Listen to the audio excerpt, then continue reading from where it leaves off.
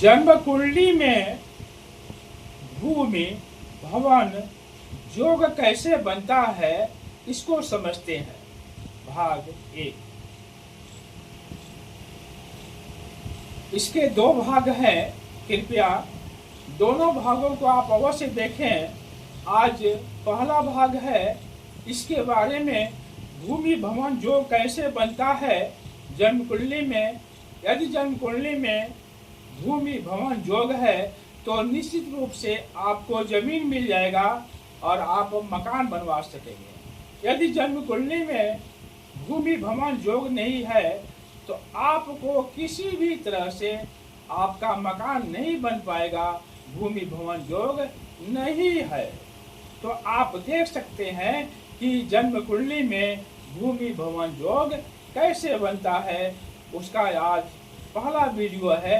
दूसरे वीडियो को भी आप देखेंगे तो आपको और अधिक समझ में आपको आ जाएगा कि जन्म कुंडली देख करके आप बता सकते हैं कि आपके नसीब में भूमि भवन योग है कि नहीं है। तो चलिए शुरू करते हैं। नमस्कार। हस्तरेखा और भाग्य दर्पण में आप सभी का हार्दिक अभिनंदन है। आप देख रहे हैं हस्तरेखा और भाग्य दर्पण। मैं जयप्रकाश शर्मा आप सभी का हार्दिक अभिनंदन करता हूँ। आज के इस वीडियो में जन्म कुंडली में भूमि भवन योग के बारे में समझने का प्रयास करते हैं। रोटी, कपड़ा और मकान व्यक्ति की प्राथमिक आवश्यकता होती है। सबसे पहले आवश्यकता क्या होती है? खाने की, कपड़ा पहनने की और रहने के लिए मकान चाहिए। यह प्राथमिक आवश्यकता है।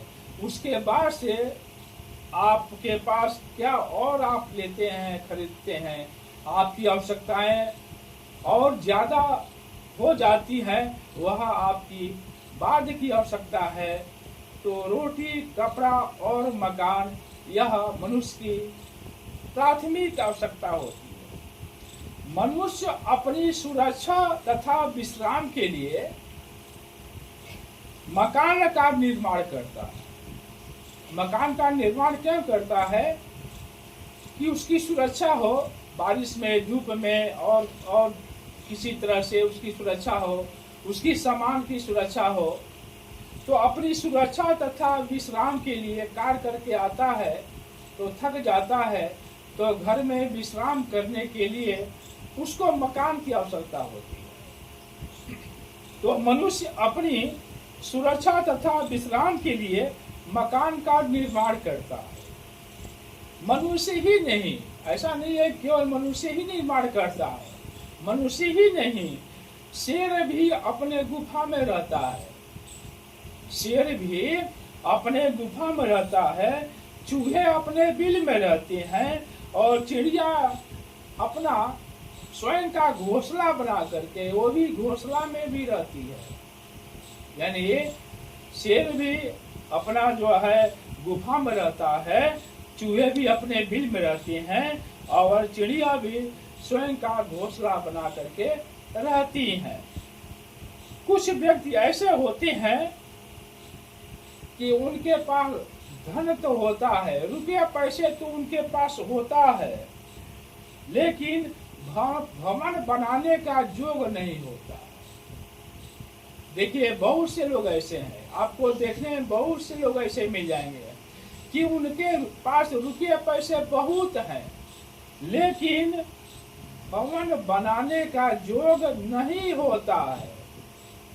कुछ लोग ऐसे भी होते हैं कि भवन तो बनवा लेते हैं लेकिन उसमें रहने का योग भी नहीं होता है। यानी अनेकों प्रकार की परिस्थितियां हो सकती हैं। तो कुछ व्यक्ति ऐसे होते हैं कि उनके पास धन तो होता है लेकिन भवन बनाने का योग नहीं होता है। यानी उनके जीवन में भवन सुख नहीं होता है। उनके जीवन में भवन सुख नहीं होता है। आप बिल्डरों को देखे होंगे अधिकांश बिल्डर मकान तो बना लेते हैं, कई फ्लैट की मकान बना बना करके बेच देते हैं, लेकिन यदि उनके जोग में भवन लिखा है तो रहते हैं, नहीं तो वो भी किराए के मकान में ही रहते हैं।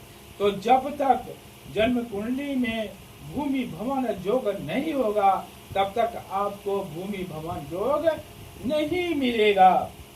जन्म कुंडली में चतुर्थ भाव से जो चौथा खाना है, जन्म कुंडली में चतुर्थ भाव जो चौथा भाव होता है, माता का होता है, भूमि का होता है, भवन का होता है।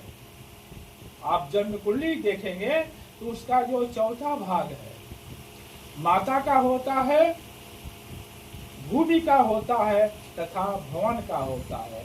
यानी चौथे भाव से जन्म कुंडली का जो चौथा घर है उससे माता भूमि भवन का योग देखा जाता है और इसका कारक ग्रह मंगल होता है।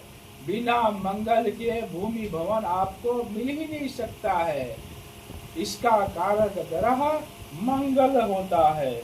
भूमि तथा भवन संबंधी विचार करने के लिए मंगल की जो स्थिति है बहुत महत्वपूर्ण होती है। यानी भूमि एवं भवन संबंधी आप यदि विचार कर रहे हैं, अपने मन में यदि भूमि भवन का विचार कर रहे हैं, तो उसके लिए जो आपकी जन्म कुंडली में मंगल की स्थिति है वह बहुत महत्वपूर्ण होती है।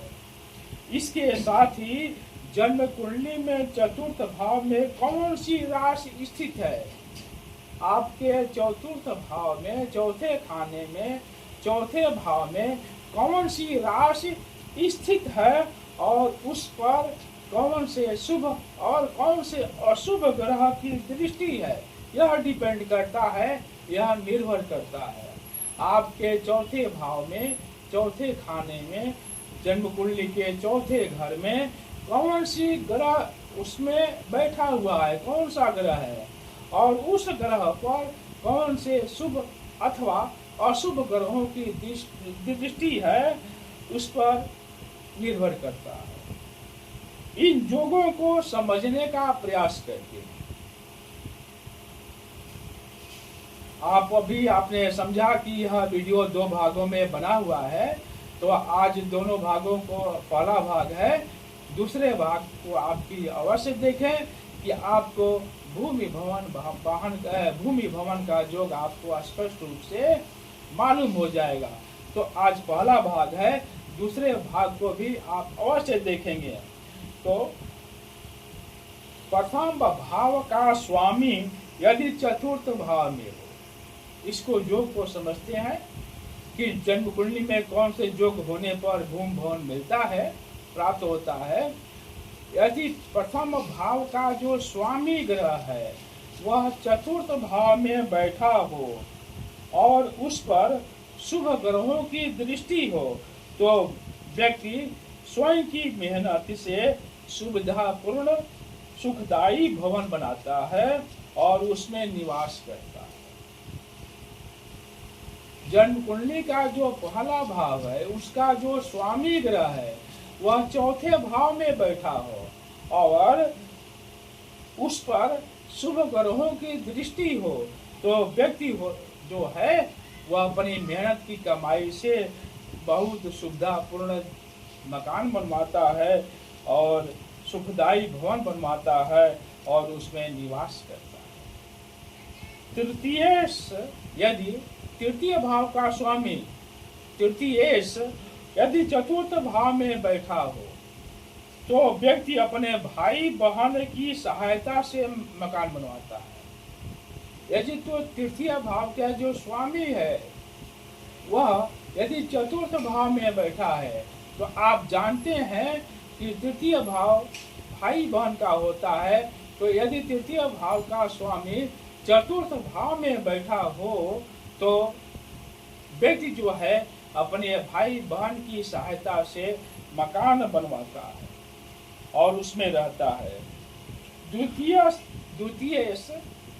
दूसरे भाव का स्वामी यदि चतुर्थ भाव में हो तो व्यक्ति अपने किसी संबंधी, किसी रिश्तेदार या कुटुंब के सहायता से मकान बनवा करके उसमें सुखपूर्वक रहता है। पंचमेश यदि चतुर्थ भाव में स्थित हो, पांचवें भाव का स्वामी यदि चतुर्थ भाव में स्थित हो तो व्यक्ति अपने पुत्रों के द्वारा निर्मित मकान में रहता है। यदि आपके जन्म कुंडली में पंचमेश यदि चतुर्थ भाव में स्थित हो तो व्यक्ति अपने पुत्रों के द्वारा निर्मित किया हुआ मकान में रहता है। हमारी पूरी टीम की तरफ से आप सभी को बहुत बहुत धन्यवाद। कृपया यदि आप चैनल को सब्सक्राइब नहीं किए हैं तो चैनल को सब्सक्राइब करें, लाइक भी करें और शेयर करें। आप सभी को बहुत बहुत धन्यवाद।